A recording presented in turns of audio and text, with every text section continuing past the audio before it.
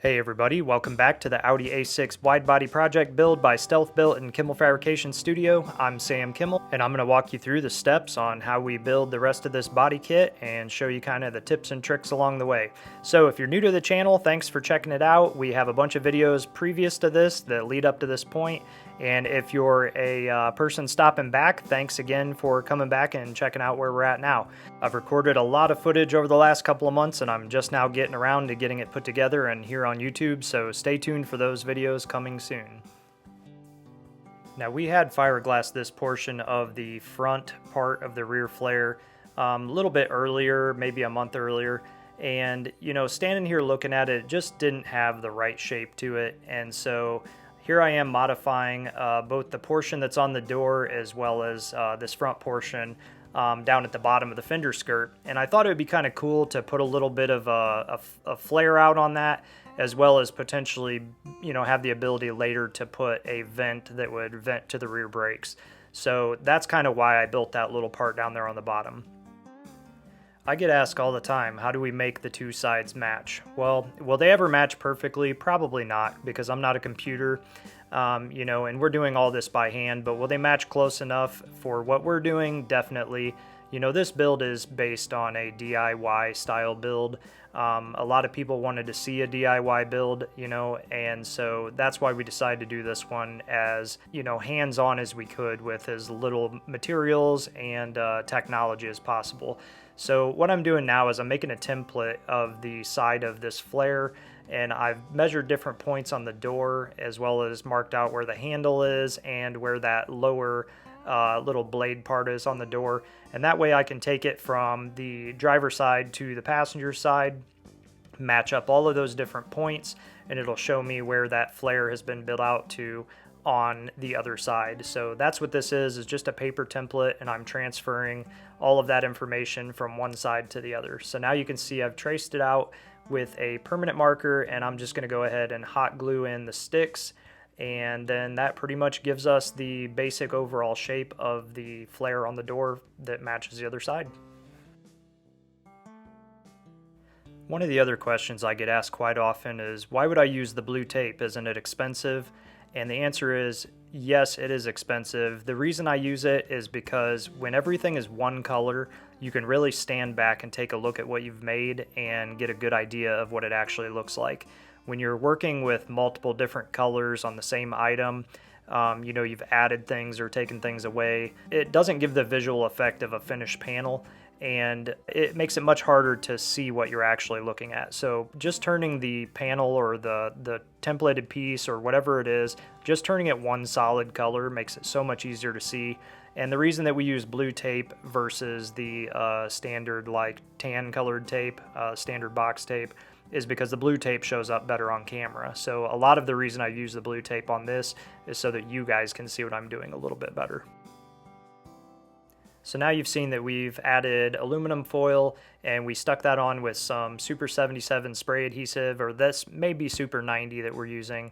Both of them work fine. What we're really just trying to do is protect the tape from the resin. If we didn't put the aluminum foil down, there's a good chance that the solvent in the resin would actually eat through the tape and cause it to separate. And since we don't want that to happen, we just go ahead and put down a little bit of the aluminum foil, and that protects it from any chance of the resin leaking through essentially and affecting the tape or the part underneath.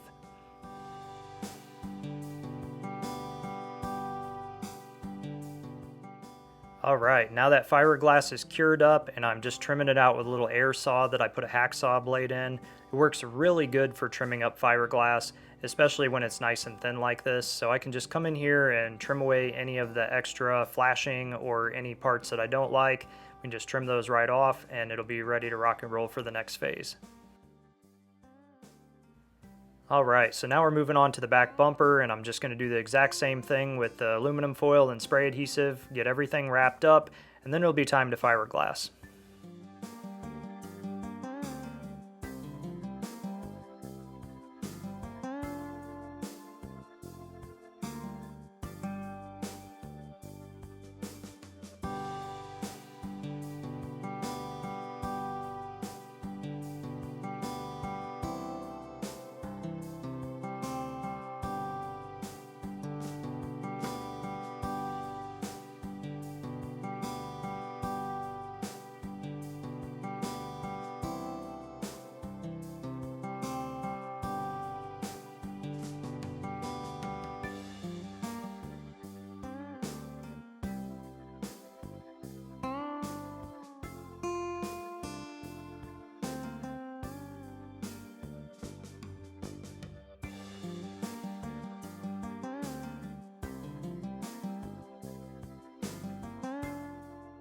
So in the fiberglass world, there's essentially two different kinds of fiberglass that you can use for a project like this. You can use a woven material, which is much like a real fabric where it's actually woven together. And then they have what's called chopped strand mat, which is a bunch of strands that are random sizes kind of smashed into a more or less a sheet of material. So I'm actually using the matte material, and the reason I use that is it's much easier to conform, and it loosens up a little bit better. Sometimes when you're using a woven material, it doesn't want to get into tight crevices, corners, things like that. Will kind of cause a little bit of puckering on the fabric, and you won't get it to lay down nice. So what I typically use when I'm doing something like this is some fiberglass mat. So the fiberglass mat I'm actually wetting out on a table, and then once it's wetted out with the resin, I come back and stick it onto the part. I find that makes it much easier to apply, and you can just tear the pieces by hand instead of having to cut them with scissors. So you probably noticed that I busted out the heat gun for a second there, and the reason I did that was because that part just under the bumper, it didn't want to stay stuck up. And so I kind of forced it to cure with a little bit of heat, and that way I didn't have to come back and keep messing with it.